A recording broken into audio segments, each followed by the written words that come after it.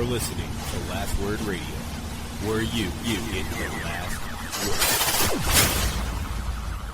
word. The following podcast is a W2M Network partnership production. Visit W2Mnet.com for all of our other great podcasts, plus news, reviews, articles, and opinions from the worlds of wrestling, video games, football, and entertainment.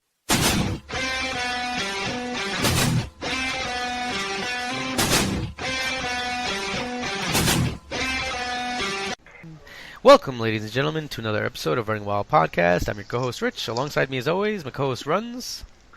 Ellsworth.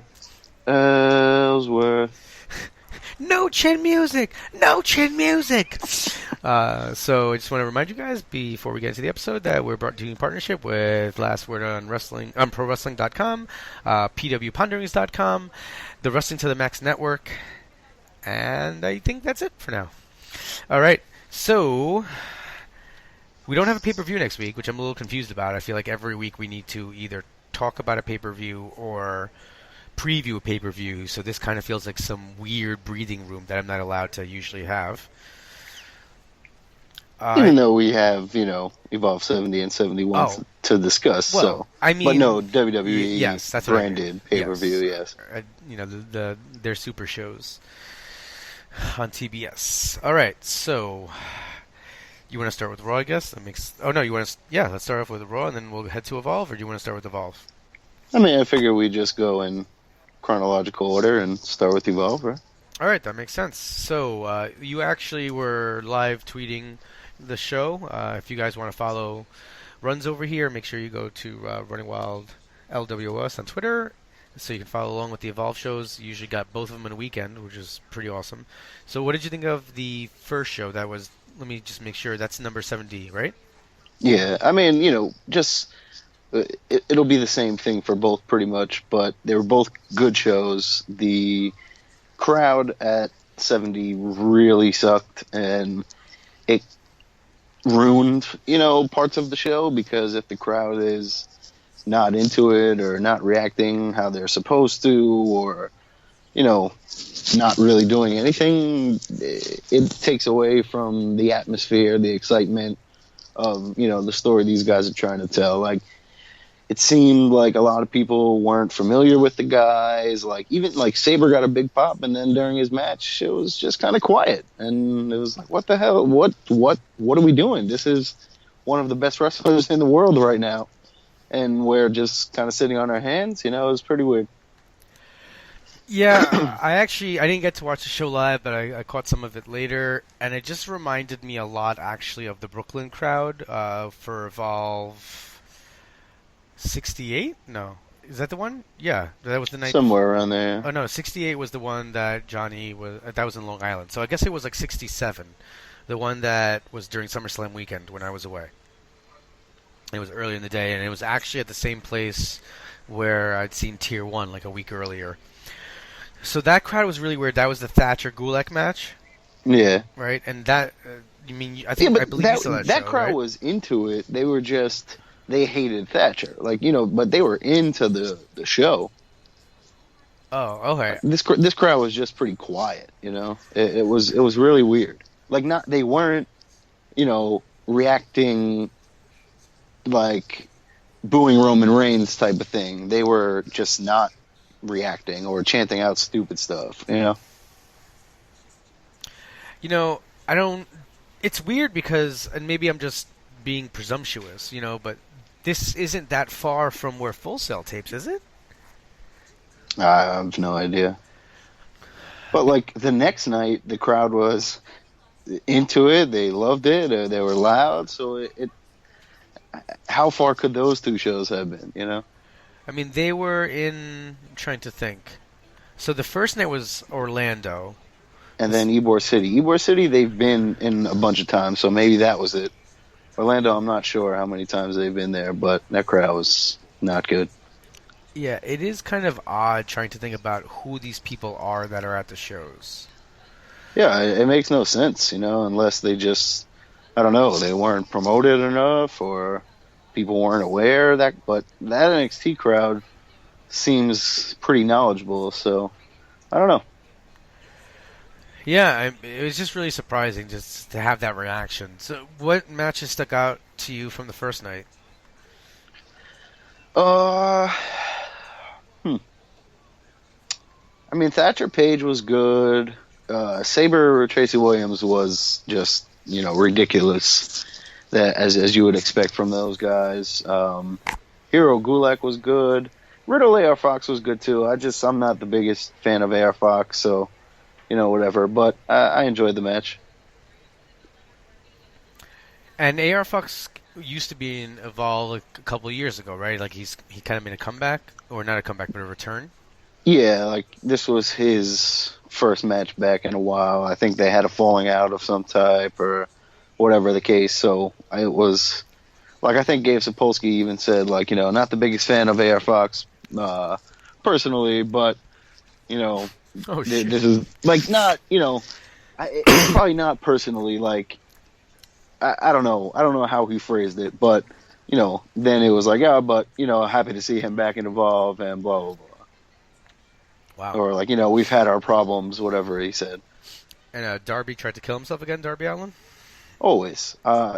There's just like a pole like that. I don't even know what it was, and he climbed the pole and did the coffin drop backwards, and like the guy didn't. You got to catch him like with some of your body there, and he didn't, and like it was just like a back suplex. Like, oh my god! It's like actually Kamatachi in Ring of Honor. He does this. He kind of does. I guess it's like a senton to the outside, but he's not prepping himself at all. And he almost killed himself at the pay-per-view. Yeah, it always scares me whenever I see him go to do it because if the other guy's not paying attention, like he's just thrown himself. Yep. And you don't even see that he's getting his like back straight or that his arms are out. It's just like he literally just flips like a dude who just wanted to do a flip, and that kind of freaks me out every time. Yeah, he's not the most gracious guy in the ring. Graceful, I'm sorry, guy in the ring. So those kind of moves, I don't know. I'm not the biggest fan of Tamagotchi, so everything kind of just leaves a sour note. I feel terrible because I have to admit this on air. I got some cred for saying Tamagotchi on the PWP, I think the Podcast of Honor the last time I was on. Yeah. And like a couple of people were tweeting at me about it, and I felt real guilty. I even tried to say, I was like, it's not mine, but I said it on air because I just, when I think of him now, I think of Tamagotchi because you said it, and it just... That's his name. I was like, no, I really didn't come up with this. I gotta be honest there. So it was pretty funny. I mean, we also had the, I guess, debut of the Gatekeepers as in-ring performers there on 70 and again on 71. But they look good. The one big bald dude is just like he's huge, but whatever. They were dominated both teams both nights, so it was a good showing. Paige cut a promo before and after most of the both matches. So, continuing that story, debuting these guys who are not like anyone else involved because they're humongous. So, it's pretty cool. Do you think in any way that it was like... I'm trying to, like, I don't really know these guys. So how did they come off? The Gatekeepers. I think I just said it was pretty good. Like I enjoyed it. I thought they looked good in the ring. They just looked dominant, and because of most of the roster on Evolve not being the biggest guys, these guys are humongous. So they should be dominating, these jobbers that are just brought in for whatever. Like they had ridiculous names both night, like Bunk and Funk and whatever, Coleman and Locker. They were just ridiculously dressed, and so whatever. They were clearly there just to get squashed. But, they're not as athletic as War Machine, but that's what it feels like because of the size difference and, what they are. So Ethan Page kept saying chaos, chaos, chaos. So I don't know if that's going to be, their name or at least definitely their theme because he kept saying it. Like, even when he had no microphone, he would just, like, mouth it into the camera. So I think they were trying to hammer that home. Isn't there, I'm not crazy, right? There's a New Japan group called Chaos? Yes. So maybe not. Yeah. Yeah. I just hope they don't do like. I'm okay with. I mean, the name is fine. Obviously, like I don't really care. It's not a bad name. It's not like Submission Sorority or something like that. But He was saying like, I'm gonna cause chaos and chaos like that. That was like the theme. So okay. maybe it'll be something based off that. Since you're right. I forgot about the New Japan group. Now I know what I blanked out on before, and I was trying to ask you, and then I switched to the Gatekeepers to cover up the fact that I just had a mind problem. Okay, now that question makes sense. What did you think about the fact that the match was not the main event because it was announced as the main event earlier? I don't mind because the way that Evolve does it, where Page was out there with the Gatekeepers, he cut a promo on Thatcher, Thatcher came out. That's fine. Okay, like, so that makes perfect sense to me. And then they're just like, all right, you know what? Like Thatcher or whatever, he was ready to fight, and Page was like, I don't want to do this now. No, all right, you know what? Fine. So I don't mind that, just throwing it out there. And the return of AR Fox and Riddle is pretty much their biggest star, so that's fine that was the main event. I feel like if I were Page, I'd feel like Macho Man at WrestleMania 8. Like, what do you mean we're wrestling for the title? Like, Thatcher's been gone for 2 months. It's his first title defense. It's Ethan Page's, first big chance after this kind of like big change, and then it doesn't get put on the top of the card, and I just find that and then if Thatcher wins and the crowd boos, and you don't end the show with that match. But okay. It was a good match. I enjoyed it. It wasn't your typical Thatcher like submissions all over, because that's not Page's style. So it was a good showing. But Saber Hot Sauce, Hero Gulak, Riddle Fox, or they all could have main evented. So they were all great matches. I enjoyed all four of them. The 70 and 71 are both worth checking out. Just watch with the crowd on mute the first night. So this is actually going to tie into our episode for next week. Give you guys a little preview. So what happened with Thatcher and Stokely Hathaway? After the match the first night, Stokely came out with a couple girls and the money, making it rain on Thatcher and all that, and like he didn't get in the ring, just one of the girls, and he said offer him a spot on the Dream Team, basically telling him like, you hate promoting, you hate talking, you hate talking to agents and getting paid and blah blah blah, but you love wrestling, so you take that and I'll handle everything else. And when he said it, I was like, you know what? Like, that really makes perfect fucking sense, because like this is exactly what a manager does. He doesn't need to manage Ethan Page. Ethan Page can talk. But Thatcher's just that guy who comes out and beats you up. So now Stokely can be his mouthpiece. And I'm sure Stokely's going to get himself in trouble probably sooner than later, booking Thatcher in some form of another.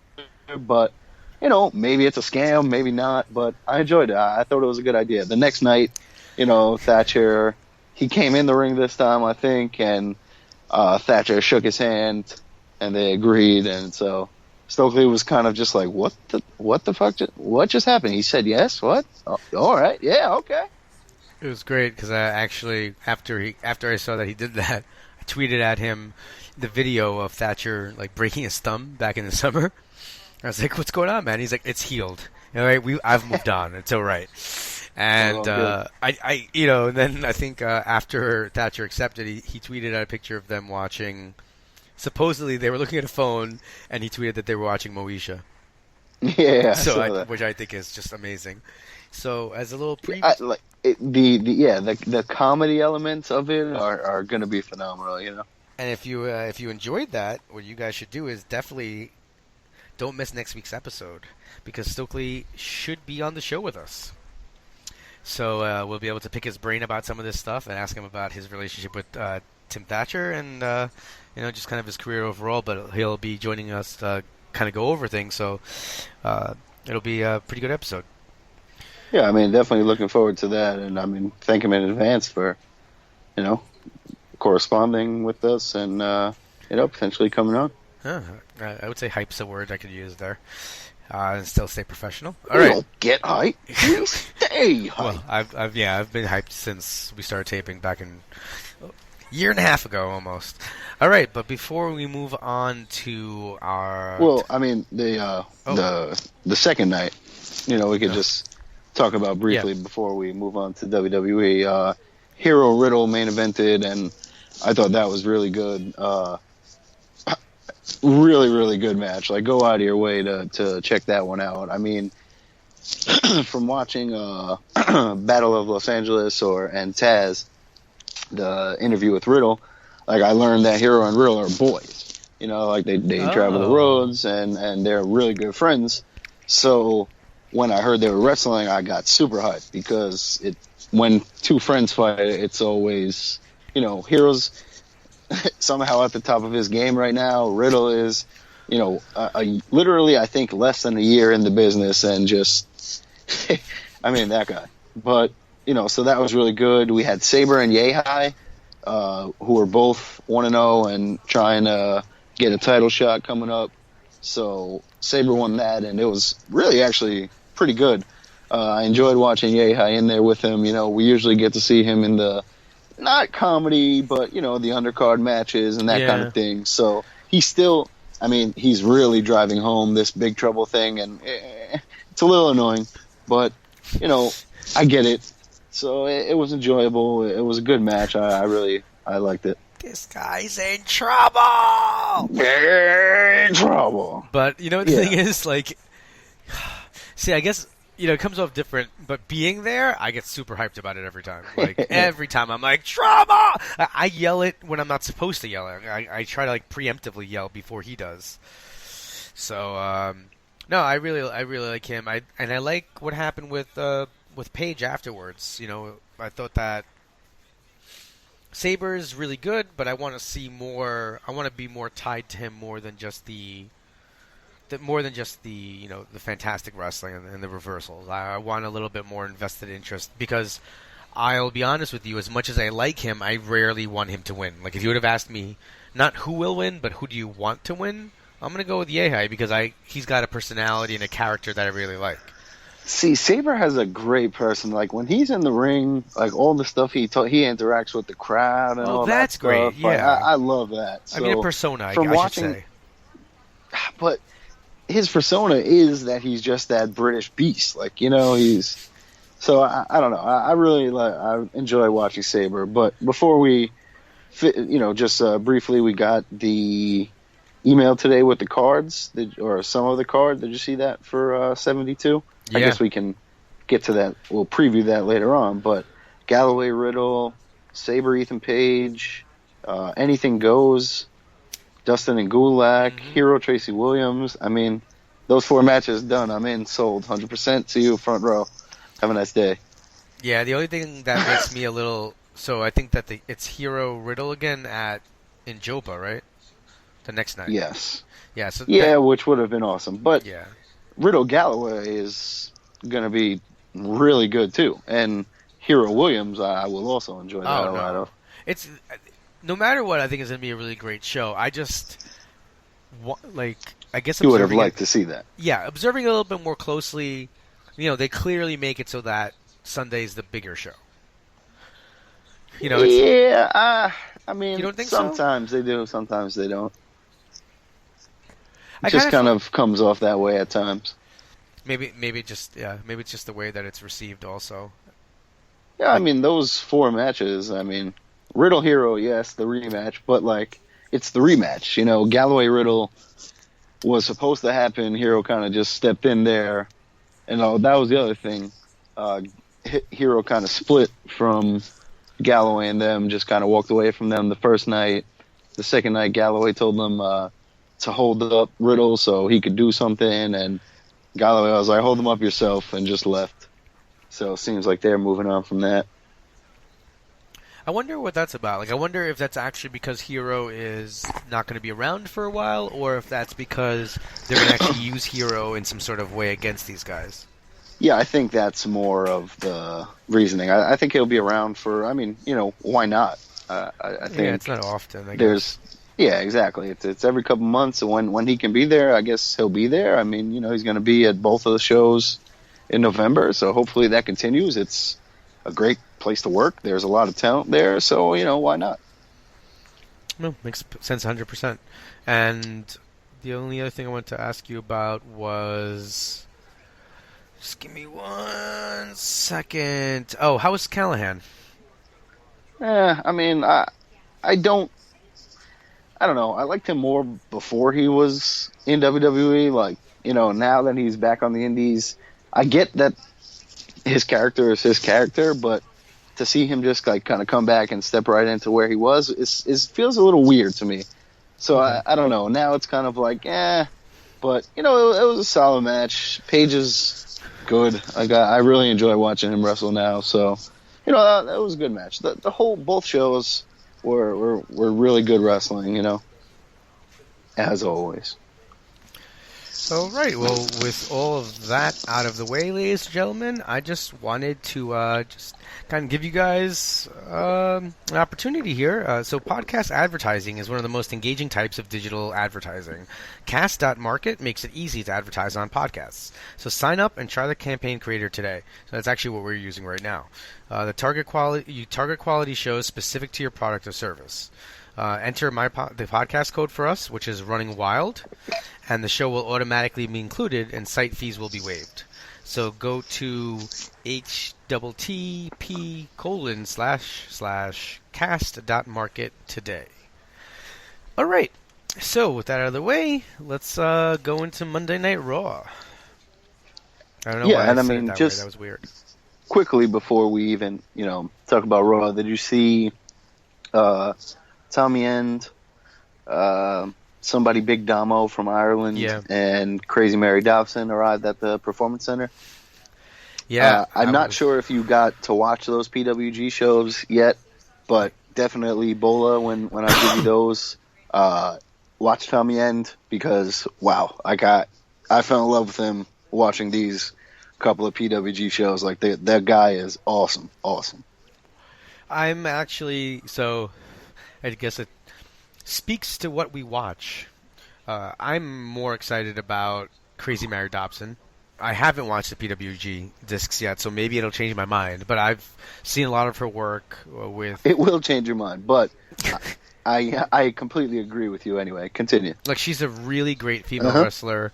And she's, 22, I think they said? Yeah, she's super young. She's been wrestling for 5 years, and she's like 22, 23. She has a really great gimmick. I hope they don't change what she does. She wears like a Jason mask to the ring, and she has like one crazy contact in, so her eye looks crazy, and she's got like eye makeup on it, so then it looks even better with the mask. Hopefully, seeing what they do with Roddy and Aries and Joe and AJ, hopefully they, yes, maybe you're going to change her name, you're going to do whatever, but at least let her keep, but who knows, because Ember Moon has her contacts and all that, so we'll see what happens. And I'm scared. The other thing I'm scared about is don't make your sister Abigail. I just don't want that. I like the Jason mask. It's so... But, they did the same thing to my boy Generico, so what can I say about that? I mean, if she was Sister Abigail, that wouldn't necessarily be a bad thing. But what if Sister... But, yeah, I would. Because now you're tied to If she's wrestling Bray and just, like, dominating and winning the women's title and stuff, I don't know, Break is just managing her. Like, that wouldn't be bad. All right. I just feel like if you're with the Wyatts... If pushed correctly, it could be good. But, I get you, given their history, it probably won't be. Like, she can't be in Insanity because, they're... Yeah, Nikki Cross is already there. So... I mean, talk about kind of shooting your load a little early for me. If you would have just debuted Sanity a month later, like you would have had End and Dobson, that would have been... I think that would have been perfect. But I get it. You can push them both on their own anyway. Yeah. But, So, Raw was basically just a build to seeing Goldberg come back. Yeah, which is so stupid when they have 3 matches that should be blood feuds heading into Hell in a Cell, and nobody really addresses the death that hell. Like, it's mentioned every now and then, but... I get Kevin Owens saying, like, yeah, I get the death, but I'm better than that, so I'm just smarter. Yeah, but you should still be a little, like, yeah, I know what this is going to do to me, but I'll fight through it anyway. I don't know. Be a little more fearful. Oh, wait, I can't talk about it until we talk about SmackDown. Sorry, I was looking at the wrong thing. I don't know. I didn't feel like the hype was big, but at the same time, it wasn't the go-home show, so I guess it's okay.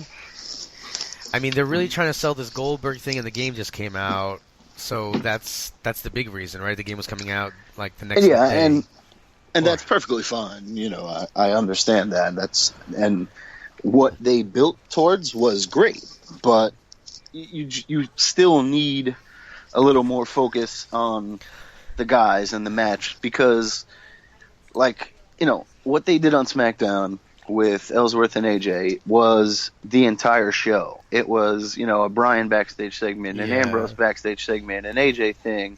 Then the match was the main event.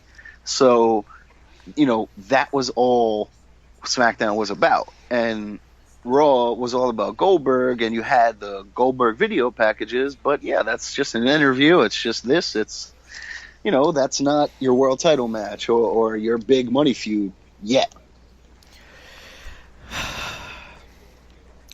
That being said, I enjoyed the hell out of that entire segment. Like, I mentioned on Twitter, I'm not sure if I mentioned on the show, like, when Heyman was cutting his promo last week and the Goldberg chants were going, it was kind of surreal, you know, just like, what? This is 15 years ago. And, you know, these are used, like, to make fun of someone, and now it's because this guy's going to come back and actually fight. Like, that's pretty cool. And then this week, the entrance, thank you, the fireworks, blowing the smoke out at the end. Thank you, Goldberg, for not missing a beat. He looked good. The promo was phenomenal. The crowd reaction was insane. Insane. All right. So, I'm that guy who just didn't care. Now, I am going to temper this by saying that I fall asleep often because I just can't watch 3 hours. And I did fall asleep. I rewound it 4 times, and before he finished like his second line, I just was knocked out again. I'm not sure what that says. Listen, I was one of those guys who was just like very angry that Goldberg beat Jericho, and it was kind of fun a couple of times, but I got bored of it quickly. I didn't really care that he beat Hogan. I didn't care when he came to WWE. And I didn't think that he should have been the main event talking to end the show. It's just not something that I was looking forward to. So that the fact that the whole episode was built towards the hype of him coming back, there is no hype for me in that department, and I wasn't really interested. I'll watch the match, and I'm kind of excited for that, but Goldberg was never one to be on the mic anyway. But you see, that's where you judged a book by its cover and didn't, like, the promo was great. Absolutely great. He killed it. He was just, I mean, he's just talking, though. Was it really a promo? I mean, you're not next, you're last. I love that. that. Okay, like, that. You know, the whole thing with Bra, I enjoyed that. Right, I enjoyed him being real and talking and carrying his son out after. The crowd was insane. Whether you know, I'm with you. I wasn't the biggest Goldberg fan back then. I literally didn't. I don't even think I watched him in WWE at that point. But like, him coming back is cool. I literally did not care until the crowd went nuts. Okay. Because I was with you. The last time they wrestled, it was horrible. Yeah, he's coming back. He's, what, 50-something? Or like 50? 49 or something, yeah. You know, what can he do? How can Brock wrestle him? What's going to happen? I wasn't excited. But then the crowd was insane. It felt like a huge deal. And that makes it, you know, immediately like, okay, this is cool. And then he cut a great promo. And it was a good segment. So I really enjoyed it afterwards, you know? You know, my thing is, okay, in a situation, and I think part of it is the way it's set up, right? Brock is a part-timer. He's not around a lot. You know, it seems that very often when Brock is going to wrestle, he's going to win. So now you have Goldberg coming back. And the thing is, Goldberg is, you know, like you said, probably like about 49 or something like that. Am I to believe that Goldberg is going to beat Brock Lesnar? Statwife wants that to happen because she hates Brock Lesnar and hates the penis on his chest. And that's the thing. You know, you have this guy who beat Brock Lesnar before, and I guess is one of the last, 2 or 3 people to beat him because he hasn't lost since he came back, you know, only once or twice. Yeah. So you have that. You have the nostalgia. You have people like Statwife or, you know, casual fans who are like, oh, this guy is a beast. Maybe he will beat Brock. And, you know, the spectacle of it is going to be cool. The actual execution of the match is where people like us and the hardcore fans are a little more skeptical because we know, you know, what can and can't happen. But, hey, it's going to be a cool physical match with these 2 big guys that I never thought I'd see again. And, hey, I'll enjoy it for that one match. You know, Goldberg goes into the Hall of Fame at WrestleMania or next time they're in the South, and, you know, then there it is, done. He's going to go to the Hall of Fame. That's... But he should. He shouldn't. Like, he's a beast. Okay, whether he was the best wrestler or not, whether he wrestled for more than a minute or not, the WCW run was crazy, and he's the only guy that they ever built throughout their, you know, from when they had the NWO. So okay. He belongs in the Hall of Fame. You know, he had a decent run in WWE. He was a world champion, wrestled Triple H a bunch of times. So it is what it is. But he was one of the biggest stars of that era, man. I mean, I begrudgingly will agree with you here in that he was a major player during that era, and he was the only one that they really built themselves. I'll give you a perfect comparison. It's the Ultimate Warrior. He was a big flash in the pan, somewhat like, you know, huge, great look, great physique, great, you know, the face paint, the fireworks, whatever it is. But then, you know, 45-second matches, never the best bell-to-bell guy. Has a huge match with Hogan where he beat him, went over, put him on the map, and that's exactly what happened with Goldberg.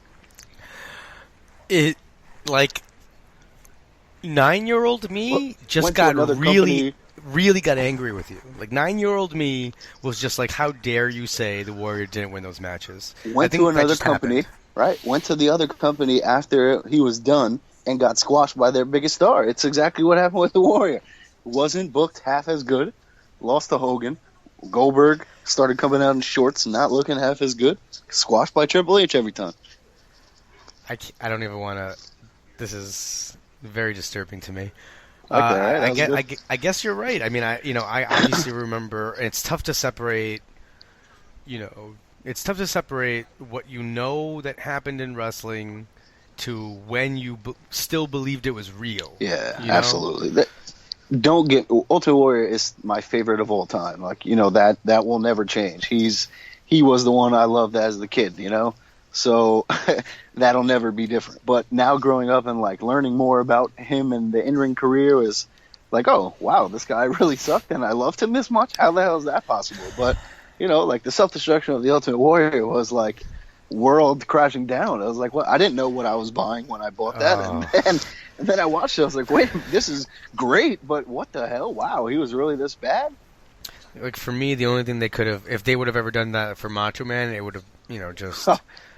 that's so crazy that they did that, man. Just me. like a straight spite. Like, how literally much money? 2.5 hours of spite. How much money do you have to pay someone so that you release a DVD that you make money off of that abuses them, and then they come back to the company?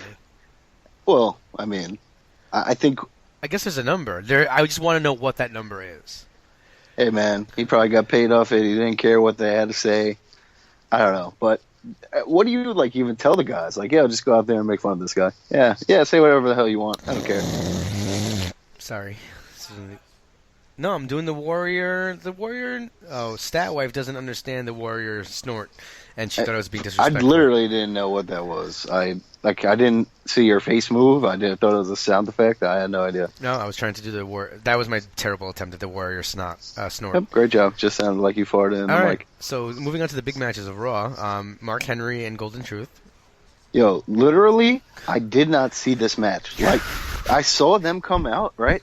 And I looked down, and then, like, I heard Primo and Epsco talking to Titus O'Neil, and then the next thing I knew, we were in a commercial, something else was on. And I literally had to go look at the results, like, wait a minute, did this match happen? What did I miss? So, I'm not mad that I missed it. But, yeah, I didn't see it. All right. Then you had, let's see what else. You had Bo Dallas defeated Neville, which I thought was... That was good. Yeah, I'm really happy that occurred. I felt... I'm enjoying Bo Dallas. I'm enjoying this. You know, I like that he killed Curtis Axel. Good. Make Curtis Axel a babyface. Perfect. Well, no pun intended. That would be... I mean, I like that they're doing something different. I hope that they need to do something with Dallas. I mean, I know the easy answer, and everybody kind of goes to it very often, is, you know, put him with Bray. But I don't want to see that. I want to see... you called for that last week, but continue. I know, and I just, over this week, this is what happened. Actually, this episode of Raw is what made me not want him to be there. Because I don't want him to be a lackey. I want to see what they can do here with him. And I think that, you know what? Like, listen, the mid-card, even the lower mid-card, could use consistent feuds. There's nothing wrong with that. And we'll get into this a little bit with Ellsworth, but I completely agree. Like, you know, there's a need for that. And Bo Dallas is very good. He's always been good on the mic. He's always been good in the ring. His look isn't always the best, but I love the singlet. I think it makes perfect sense for him. So I'm enjoying this you know, new character, and it makes sense.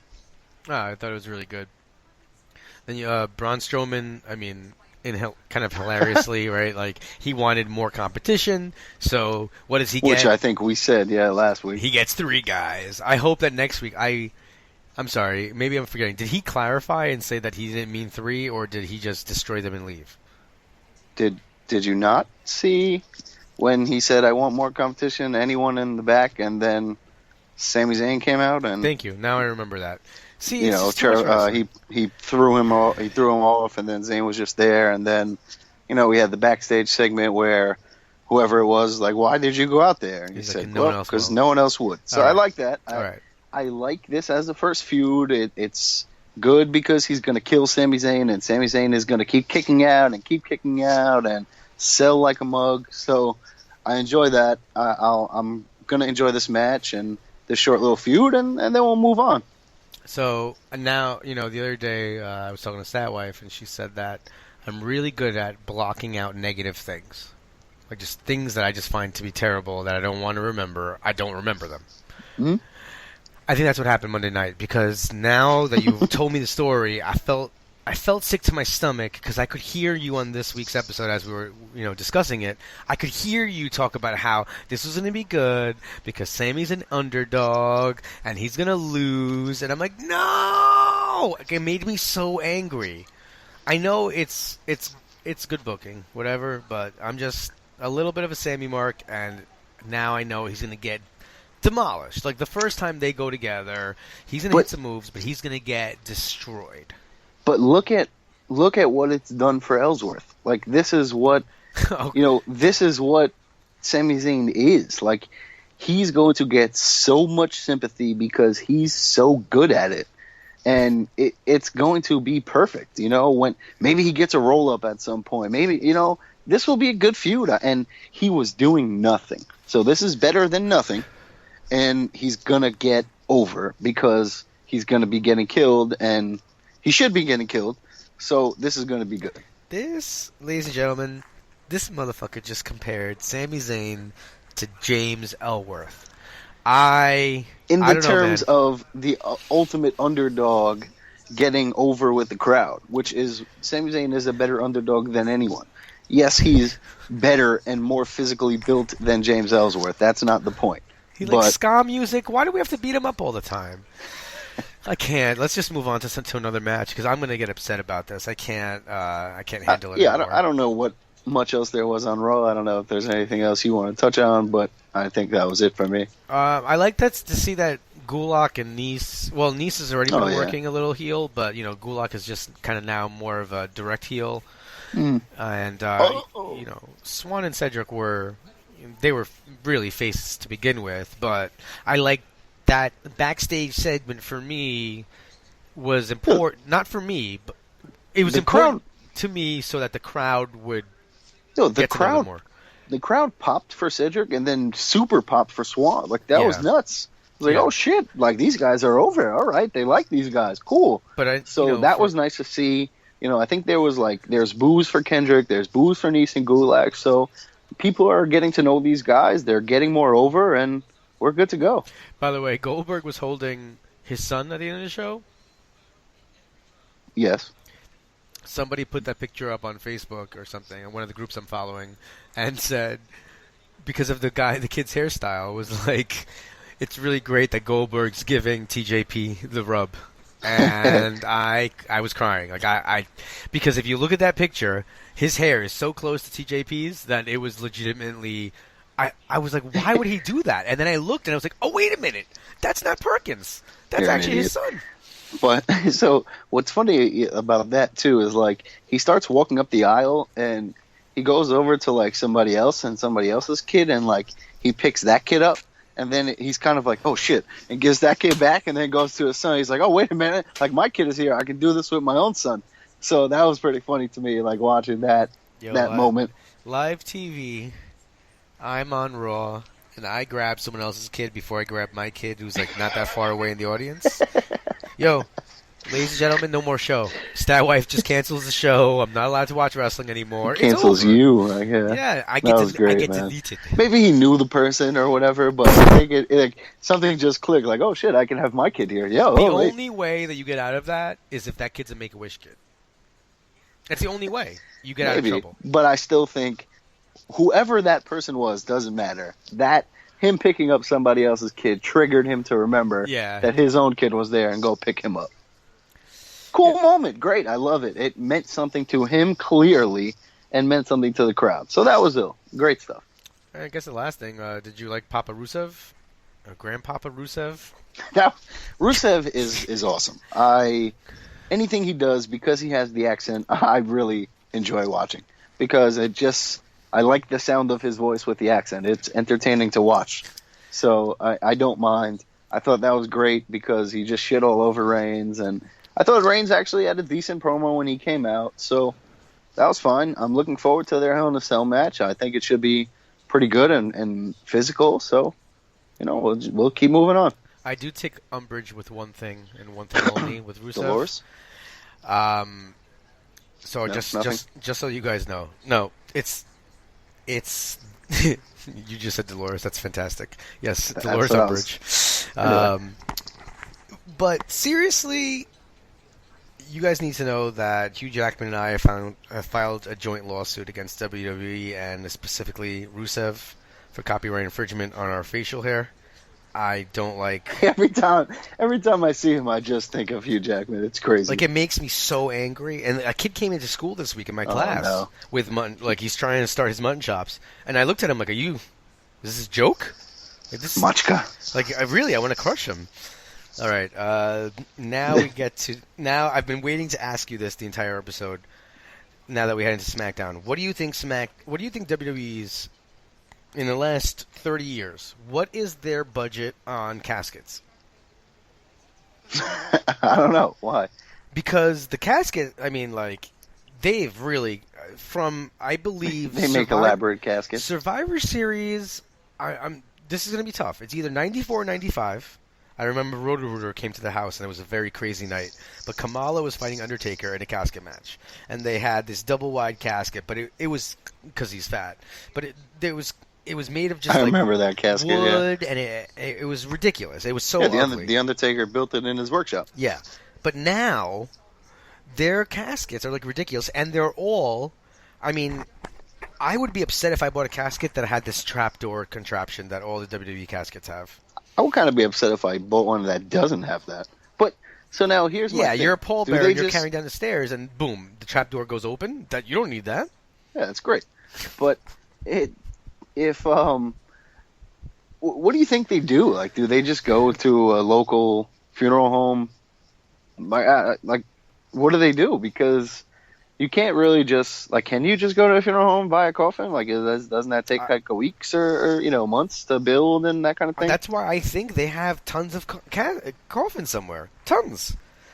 And they very easily could just repaint and put some new handles on stuff, blah, because blah, think blah. about But it. Like, it also probably isn't that hard to actually, like, hire someone to just build you one. Like, but you it's have probably to not that build bad. one where the trap door is going to hold a 300-pound wrestler after it's activated. Or do they have two poor dudes under Kane holding him up before he gets out of the casket with their feet and shit? I mean, I don't know. Like magicians have things that, have all these trap doors and fake things that you could figure something out. All right. And honestly, I just want at this point, so many people on SmackDown have the ability to disappear that I think that we should have like 7 disappearances, like back to back. Like they disappear, and then the lights go on, and then the lights go off, and then they're behind them, and then the lights go off. Like I want them switching spots, like missing each other. Like then the lights go on, and like he's the in the Wyatts corner. are on the ramp and Kane's in the ring. Then they go out again. Kane's Yes, on the ramp, I want and the Wyatts are that in the ring. because it's getting to that point where. How many weeks in a row are we going to have, like... So Kane disappeared, and we don't know where he went, but then he pops up. Like, if Kane has the power to disappear, and then the lights go out, did he make himself disappear? Did the Wyatts take him? Why didn't he just disappear from their grasp? The only thing that could have made that any better was if when that casket opened, it was The Undertaker and not Kane. That's the only thing that could have made it any better. Like, I don't... Kane's outfit is horrible. Like the mask is the most atrocious mask I've ever seen. I don't understand why we're still using it, and I don't like visually seeing Kane. It's not appealing. So I can deal with Kane the character, Kane the wrestler, the Kane backstage, anything, but give him a new outfit. I can't stand it. So when I see him in that terrible thing, and now his gut is hanging all over the place, it's horrible. And I don't want to see, like, when he's wrestling the Wyatts, I don't care about the Wyatts. And I'm trying very hard. I really love Luke Harper. I really like Bray Wyatt. They've killed them both. But I'm trying to get behind them again. They're winning matches. They're doing fun things. I like it. But I can't stand when Kane is around. Find something new. Get someone new in there. Which will bring me to my main point on Ellsworth later, but continue. I'm not even going to comment much. I don't care about the Wyatts. I don't care about Kane. I don't care about Randy Orton. I'm trying to get behind the Wyatts again. Everything's together. Everything's fine. Orton, I've like given a fresh start since he came back. I was just like, all right, whatever. I didn't care about this guy before he left, but now I haven't seen him in a while. All right, fine. I popped harder and cared more about Alexa Bliss's outfit this week than I cared about that whole segment with the Wyatts. I'll say this. I was very intrigued by the casket. I was like, oh shit, are we going to get a casket match? Is this going to be a rebranding for Wyatt? Is Orton leaving again? What's going to happen? We haven't seen a casket match in forever. So if that's what this comes to, then that's cool. I don't want to see some form of tag team casket match. That would be horrible. But, they have a casket match I like. So we'll see what comes of that.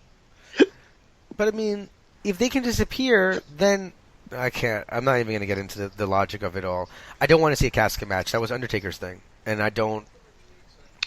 But I'm fine if it's Wyatt. Like, Wyatt is hopefully a new... they've killed him. Yes, I get it. But Wyatt's character is that new era of spooky, creepy guy. So I'm fine if he brings back the casket match and, we go... I like that. That's a fun match. We've spoken about this for far too long. Alexa Bliss's outfit. So she was dressed up as like Freddy Krueger.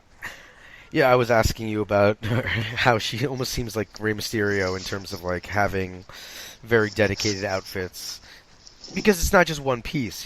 That's I think the difference. Like she really kind of buys into the whole thing. She really goes in the whole way. Yes, but as I said to you when we were texting, it's Rey Mysterio was the costume. Like it was the mask. It was everything was literally that. Whereas Alexa Bliss is not wearing what Freddy Krueger wears. She's just putting a Freddy Krueger spin on she had her clothing. But she did have the sweater.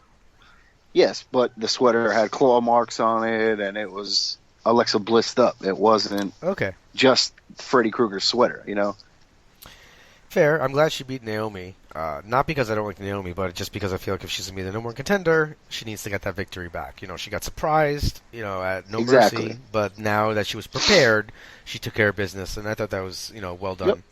Yep, they've done a good job building up their women. All 6 of them, 8 of them, however many. They've done a good job there. So I guess we'll just tie it into the next one. You had Carmella kind of calling Nikki out, and they had a segment in the ring, which I thought was weird. That was terrible. It was really bad.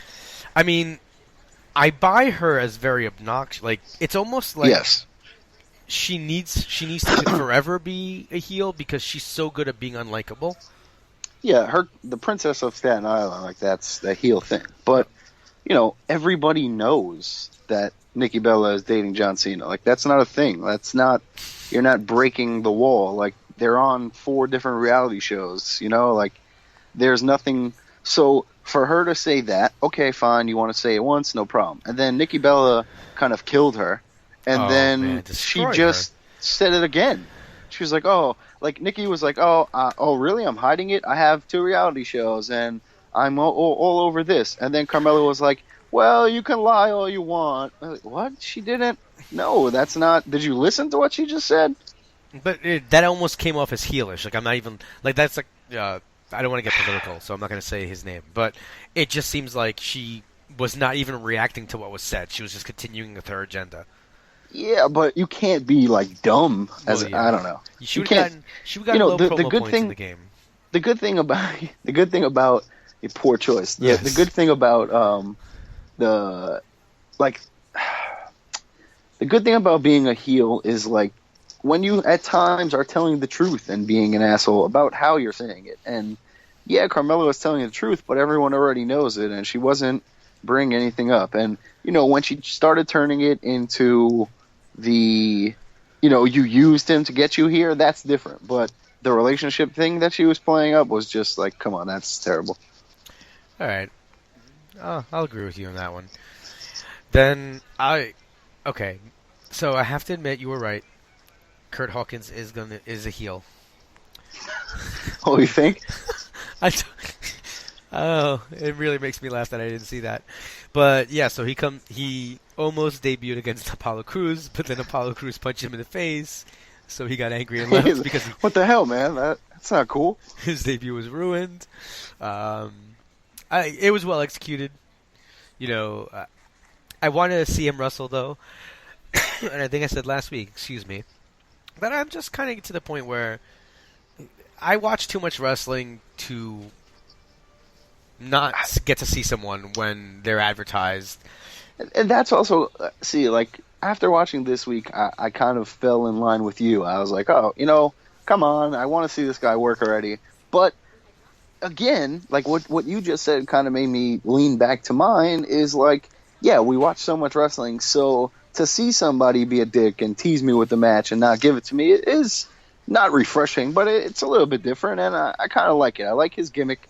I don't think his entrance promo was as good as it was the first time on the pay-per-view, but, I like that. It's different, it's unique, so that's cool.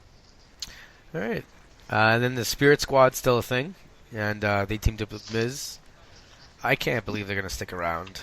Like you said, I think after this they'll probably be done, but who knows? Okay, so we'll get to this more with Ellsworth, but WWE needs this, because of the lack of depth on SmackDown. To have someone like Ellsworth, to have someone like the Spirit Squad just come, show up, do a promo, do a program, blah blah blah. That's fine. I'm enjoying it. They've played a good role in this feud and a logical one. Well, okay. So let me pitch you an idea. Instead of bringing back these 2 guys that weren't on the roster, save this for James Ellsworth, please, because this is my exact point about him. So go ahead. I guess we could just get into it. Yeah, because the only other things are what Corbin beat Swagger, which is fine, whatever. Dominating him, but yeah, go ahead. But which we can address more on Talking Smack. Continue. So listen to this perfect angle I pitch, right? Miz needs partners to take on Ziggler, Slater, and Rhino. The Vaudevillains come out and they talk about how Heath Slater's not a proper gentleman, and they align with Miz. I'd almost rather see the Spirit Squad than the Vaudevillains, but anyway. But I mean, the Vaudevillains have that old timey, you're not a man. They could do like that, and they could call him out, and then But the Spirit Squad have the history with Dolph. That's the only thing. Yeah, but what?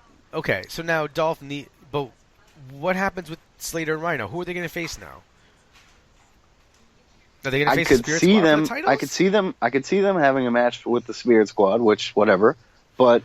Then that's it. Then they move on. They didn't have anyone to face right now. The Usos and Alpha are still having their feud. So, this was a little placeholder. Yeah, they do have someone to face. They have people that haven't been on the roster, like the Vaudevillains. Well, so now here's my issue with Ellsworth. And it's what you were getting at there. Why are we... And it sucks that Heath Slater is in a tag team because he would have been the perfect James Ellsworth. But, this guy was a Strowman jobber. He looks like a freak, so I guess it's like a rib that he's coming back, blah, blah, blah. But he's more over right now than half of the people on the roster. So wouldn't this have been better to throw a Ty Dillinger or any type of NXT guy or any low guy on SmackDown or Raw that you didn't have plans for? Wouldn't that have been better to throw as AJ's partner and him flip out and then we go from there? The way that it's worked out, you've got a guy to be more over than people on your roster, and most likely he's not going to be there. Then I started talking myself into well, maybe he does stick around. Maybe we need this Santino, Barry Horowitz kind of guy around. But I don't really care about James Ellsworth. He's never going to do anything meaningful. So why do I care? People are judged by their appearances. Now, the 1-2-3 kid had a horrible mullet. But perfect example. When he won, he was super over. He was a guy that they were debuting. A guy who was coming into the company, a guy with talent, not James Ellsworth. Not saying he's not a bad worker. No, I don't care. I'm going to say it. I can't look at him. Yeah, I cannot. I agree. I don't want to see him on my TV screen. It's just offensive. It's offensive to me. No, you're part of. Wrestling is the way you look, and you cannot really be more than an enhancement talent on a WWE show. There are too many people in other places that should be on WWE, even as enhancement talent. Exactly, and that's my biggest thing. You have an entire roster full of guys, and I get it. You don't want to kill somebody by putting them in that sort of a place, but look at what you just did with Heath Slater. That made him more popular. So you should have kind of been prepared for a guy like this to get over and this reaction. And maybe it's just because he's a jobber and he looks like one and he looks like he doesn't belong. And yes, I get that that's part of it. But you could have done this with somebody on your roster. Somebody that's not being used. So I said Heath Slater probably would have fit perfectly into this. But now he's already there. So I don't know who really it would have been off the top of my head because there's not really anyone with that kind of a build. But you could have done it with someone, man. You could have put a cruiserweight. You could have Rich Swann, put Cedric Alexander. It could have been someone, Mm-hmm. That someone that you're gonna build up for years to come. No, I just it's a little frustrating. He just doesn't seem like the guy who's going to be sticking around, and that's my major issue. See, and that's my whole thing. What if he does stick around? Oh, then is it okay? Then am I still mad that he's around? Am I more accepted? Okay, at least he's part of the roster. Do I want to see him as part of the roster? What is he going to do? Just job out to everyone? I don't want to see him winning matches. He's like you said with 1-2-3 Kid, it was the flashy clothes, it was the quick moves, it was the jumping kicks. He was appealing. I wanted to see him win. I don't want to see James Ellsworth win. That being said, I'm enjoying the angle. I just don't like that it's Ellsworth. Exactly. The story that I don't care that AJ got pinned last week. he got pinned by Dean Ambrose. You know, James Ellsworth didn't do anything. I don't care that he got disqualified this week. I thought that was brilliant. That was a perfect story to tell. You know, that's exactly how I thought it was going to go. That's exactly how I wanted it to go. And it went that way. Ambrose was good at ringside. Ambrose was good as the ref. Good stuff. Great storytelling. It's perfectly fine. I just wish someone else was in the role. All right, so that's our SmackDown. NXT had a couple Talking things. Smack? Oh, come on, man. You know I don't watch that. What Oh, happened man. to Talking Smack? AJ came. He said Ellsworth's blood is on Ambrose's hands. Ambrose's blood is now on Bryan's hands. Kind of just cut a whole promo blaming him for this whole thing, and he could have made Ambrose stay in the back. He made him the ref. He made him the ring announcer. All that. Corbin cut a good promo on Bryan, saying, Bryan kind of questioned, like, do you feel anything, kind of just coming here after the NFL, blah, blah, blah. And Corbin was like, well, people like you, it took 10 years to get here. Me, it took a phone call. So I like that. It was a really good promo from him. The Hype Bros were on. That was whatever. Emma asked Zach if he had a special lady in his life, and it definitely was not supposed to, because he was like, what? Wait, Emma asked Zach, or? Sorry, Renee. Okay, Renee okay. Young asked Zach, they were talking about whatever, and she was like, Zach, do you have a special lady in your life? And I guess they broke up, because Mojo was like, got him! And they were all laughing and super hyped, and afterwards Zach was like, we got to talk later. I can't believe you asked me that. And she was dying live TV. So I don't know. Oh, they broke up? I don't know what's going on in their personal lives, but from the sound of that, it seemed that way. It was pretty funny. Talking Smack just continues to be phenomenal. Wow, I was legitimately upset to just hear that. I was so happy for Zack Ryder. I'm like, he doesn't. Well, really get pushed, good for him, Emma, but who knows? That's terrible. All right. Maybe they're not. Maybe No, I thought I saw. I'm actually looking through Twitter because I want to make sure that I thought I saw them post a picture in Times Square a week and a half ago. All right, well, who Or knows? to dinner. I hope so. I hope everything's okay. Yeah, man. Sorry. But we can move on to NXT, and the one thing that we both cared about and that I watched, which we knew. I don't think we said on the podcast, but Austin Aries had his mystery partner, Roderick freaking Strong. He was Roderick Strong. Same trunks, same name, same moves in the ring. He hit the sick kick. He hit the fireman's carry into the gut buster. He was hitting his spots. He was hitting his moves. Him and Aries teamed together forever. It was great. Yeah, I saw a promo actually of somebody asking them why are you guys a team? And they were like, are you serious? This is the guy that I turned to. This, I've teamed with him before. ROH, TNA, everywhere, man. So it was cool to see that. I know that this kind of is a little bit old news, but it was new on this episode. And you had No Way Jose and Rich Swann defeated Tony Nese and Gulak in the Dusty Rhodes Classic. Yeah, that was a fun entrance to watch. And I like that they had them on Raw, and they're still going to be pushing them even if they lost this match on Wednesday. Yeah, it just goes hand in hand. What I didn't see was I didn't get to see Daniela Camella. I guess she's a new NXT women's wrestler that came out, and apparently she won by referee's decision. So that's kind of. I tried to look her up. She doesn't look that imposing, so I'm not sure if she has some sort of MMA twist to her or something, but. I saw Tessa Blanchard got a new name. That not her, right? No, this is someone different. Okay. So I don't know who Nikki Cross. I'm not sure if I've seen her before. I feel like I have, but Nikki Cross is the one who's Insanity. Oh, okay. Yeah, so I'm not good with the names yet. I haven't. I'll be a little honest. I think Nikki Cross won. Oh no, Daniela Camella beat Nikki Cross because Nikki Cross got disqualified for continuing to beat her. Oh, okay. Wait, see, WWE had really sparse results. It just said by referee's decision. So I thought it was the type of thing where like a goal. I don't know. Gave her 10 suplexes, and then she couldn't function anymore. Okay. Yeah, Nikki Cross beat her and then just wouldn't stop killing her, and so they gave reversed the decision. Okay. Yeah. There we go. WWE, let's go. Whoever's writing for your website needs to help fix that up there. All right, so Ring of Honor this week was finally back to a new episode. I was pretty excited about that. You had now. I mean, this has just been just absurd. If you head over to lastwordonprowrestling.com, I wrote a piece about this. If you head over to PW Ponderings, I've got my review for the week's episode. But man, War Machine with Shane Taylor and Keith Lee, I can't get enough of this feud.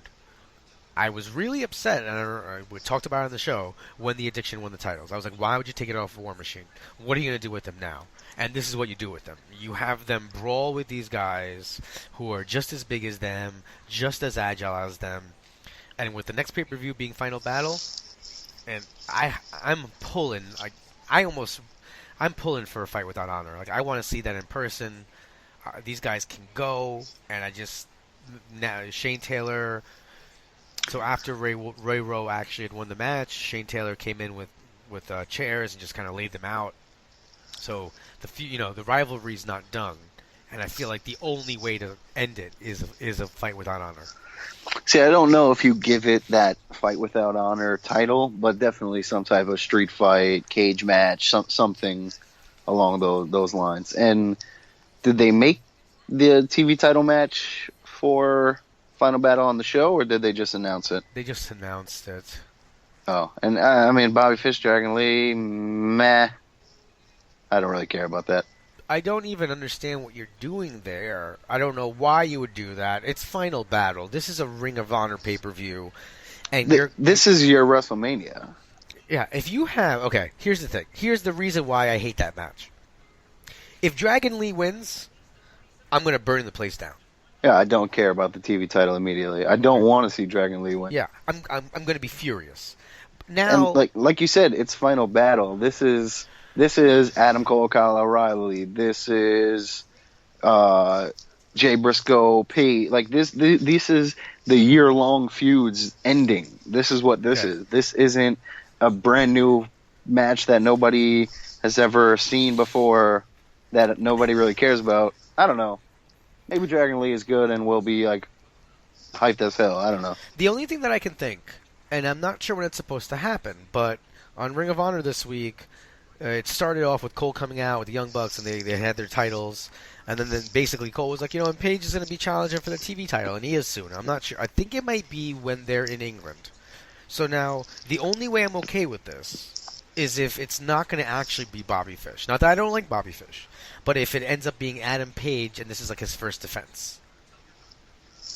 Because then I think you I'm have less interested in that. Page with the TV title, you have the Bucks to have the tag titles, and then you have Cole. So I'd rather just see Page get added to the match and win or something. You know what I mean? Okay, all right, but yeah, okay. I'm just trying to think about like them going into Final Battle with all the belts. Yeah.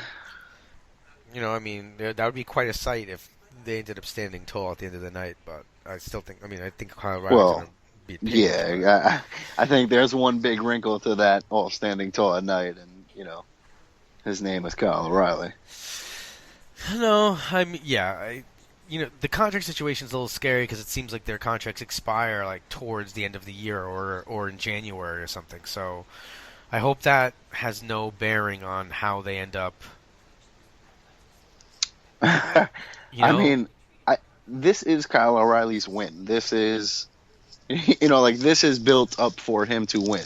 So maybe the contracts don't necessarily play into it, but either way, they're playing into it because Cole is gone. I don't really think he sticks around for much longer after that. So O'Reilly is the champion. Maybe he sticks around for another year, 6 months, whatever the case, and then comes to WWE. So, I think either way, contracts play into it regardless.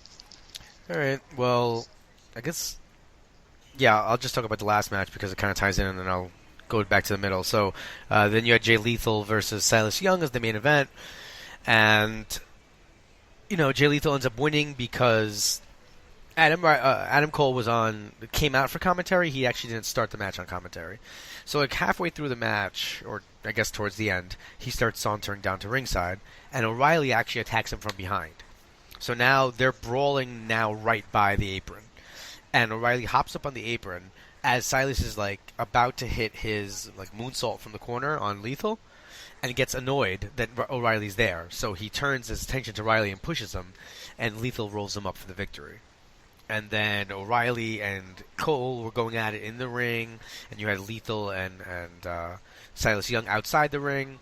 You know, Silas Young is getting the title shot, and I know he's not going to win, but I've been wanting them to push him. He's such a great heel, you know, no matter who he's wrestling, that I think that having him up top-ish is going to help the company, especially if they're going to lose somebody like Adam Cole. Yeah, I mean, getting a title shot is always a big deal because, you know, even if you know Silas Young isn't winning, there will be moments when there are near falls and he gets close to winning. So, yeah, regardless, you're able to suspend your, you know, belief for that match and just enjoy it for what it is. They had him go, I mean, the entire Honor Rumble. You know, he started at number 1 after wrestling a match earlier in the night and won. So, you know, they're clearly investing some stuff into him. And then the last thing I'll talk about was one of the 6-man tag title tournament match. It was a first-round match, the Cabinet versus Leon St. Giovanni, Shaheem Ali. They're like the team. They're called Team Ali G, and Jason Kincaid, who apparently had a big week in terms of being on pay-per-views and different companies because he wrestled at Evolve this weekend, and then, you know, his appearance here aired. And oh man, they hit this one move. They put Titus upside down in a Tree of Woe, and I believe it was Kincaid and Giovanni hit coast-to-coast drop kicks while Shaheem ran from the other side of the ring. So at the same time, they all hit him at the same time with a triple drop kick. Yeah, that's cool. And it looked crazy. You know, and there was a part of me that kind of knew that they weren't going to win. But, clearly. You know, they actually there were a couple times where there were a couple of near falls where I was like, what? They're really going to win? So that was just, it was nice to see them. Hopefully they're going to be on TV more because, like I said, I think Ring of Honor needs to kind of start pushing more guys and making guys more credible and make them more well known. So I don't know if Kincaid's going to come back though. I mean, especially I don't know what his situation's like. He was just wrestling with Evolve. I'm not sure if that was just a regular tryout type thing or if they're really considering him and he's going to stay there. If he does, I think Ring of Honor's missed out because I really enjoy watching him. Yeah, I mean, I don't know what it would be like, but I don't see why he couldn't, you know, necessarily just do both for a while. I don't think he's going to be signed exclusively to either, you know, right at the moment. So hopefully, you know, we get to see him in both. All right. Anything else for this week?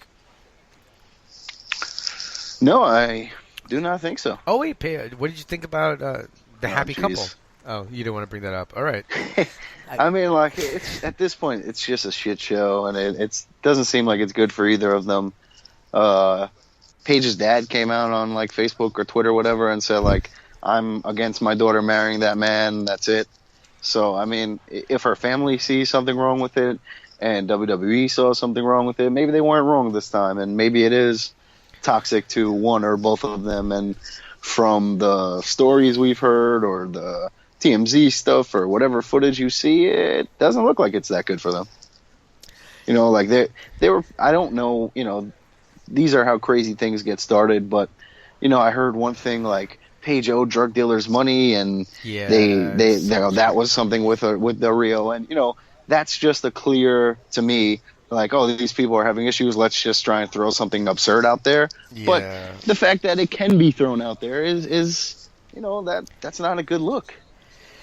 No, it's definitely odd. It almost feels like they're living the AJ Lee CM Punk storyline out, like, in real life, and it's just kind of odd. And I would be very upset if I find out that they get married and what is his name? Roberto Rodriguez? No. Yeah. Ricardo. Yeah, it is Ricardo. If Ricardo Rodriguez is not at their wedding, like being the MC and introducing them, I'd be very upset. Like, I hope that relationship is not severed enough that he won't, you know, that he would choose not to show up. That would I mean, now that you brought up that, I mean, we'll just touch on lastly you've been seeing or reading anything about all this TNA lawsuits and all of that and craziness? Because it seems like every day I see something else about this person is suing them, and now this company is, and now this company is, and this company said they'll fund everything and get rid of everyone, and blah, blah, blah. I'm gonna sue them because I 'cause watched a couple episodes and I didn't like it, so I'm gonna sue them. It's crazy, man. Like, for someone who was struggling with money, now is getting sued for millions everywhere and owes these people this and those people that. It's, what happens? How do they come out of this? They're taped till December, and then are supposed to be taping in January. So I'm fine with, like, I think it's kind of smart if they're taking on that Lucha Underground model of taping for a week and then airing everything out throughout a year or a season, whatever. That kind of makes sense. You know, you don't have a lot of money, do that. But not a good look. Listen, man, I don't want to say I told you so, but Okay, let's be clear about something here. You told me so. These guys lasted longer than WCW.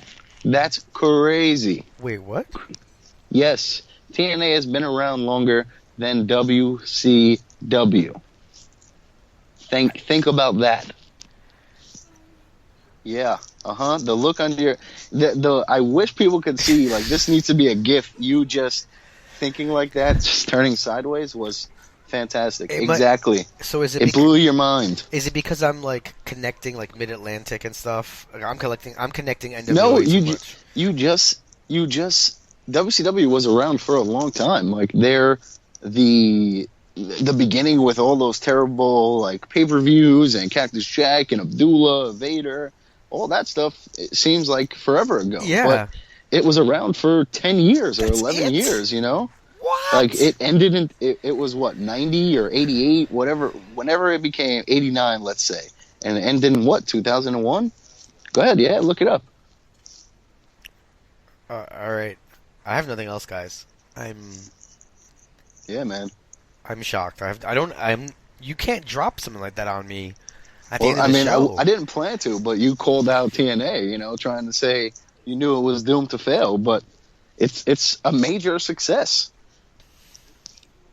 So you know how and if you watch it in the past 2 years, it's been great. What? WCW kept off their lawsuits because they had the chairman, La Parka. See, you need somebody like that to handle all your negotiations. Then there's no lawsuits. See, what's also crazy, and you know, this could be how we just end it, is in Tennessee apparently your debt and stuff carries over. So if somebody buys TNA, then they're liable for all of these other lawsuits and money. So, like, that's kind of crazy. Wouldn't it make more sense to just fold the company and start again? Let's just buy TNA, man. I wish. All right. Well, I think I'm tapped out with wrestling talk this week. Yep. All right, ladies and gentlemen, so just before we head on out of here, just want to remind you that you can find us on social media. You can find us on Facebook, our Running Wild podcast. You can find us on Twitter, Running Wild LWOS. That's usually where you can find Runz tweeting. If you see anything lame, it's usually from me. You can find me at Rich_Laconi on Twitter and Facebook as well. Make sure you send us any emails to runningwildpodcast@gmail.com. And with all of that out of the way, we just want to remind you that you've been listening to the podcast that is just too long. Sweet.